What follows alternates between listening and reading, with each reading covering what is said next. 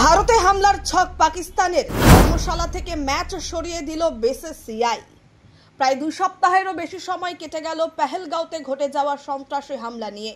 পাকিস্তানের ওপর গত বুধবার রাতে সিঁদুর অভিযান চালিয়েছিল ভারতীয় সেনারা।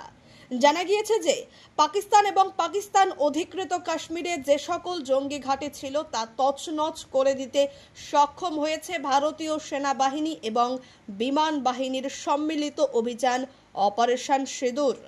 গত বুধবার বিদেশ সচিব বিক্রম মিশ্রি, ভারতীয় সেনাবাহিনীর কর্নেল সোফিয়া কুরেশি এবং ভারতীয় বিমান বাহিনীর উইং কমান্ডার ভূমিকা সিংয়ের নেতৃত্বে এই অপারেশন সিঁদুর সফল হয়।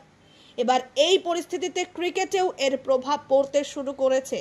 বেশ কয়েকটি আইপিএল ম্যাচেই নানান ধরনের হুমকি পাচ্ছেন মাঠের কর্মকর্তারা, যে কারণে নিরাপত্তার শঙ্কায় রয়েছে ইন্ডিয়ান প্রিমিয়ার লিগের ফ্র্যাঞ্চাইজিগুলিও। এবার সেই কারণে সরিয়ে নেওয়া হচ্ছে একটি ম্যাচের ভেন্যু। আপাতত ভারত পাকিস্তানের সীমান্তে চরম উত্তেজনাকর পরিস্থিতি, আর এই পরিস্থিতিতে 22 গজেও বাড়ছে উত্তেজনা। আগামী 11 মে পাঞ্জাব কিংস বনাম মুম্বাই ইন্ডিয়ান্সের ম্যাচটি হওয়ার কথা ছিল হিমাচল প্রদেশের ধর্মশালায়।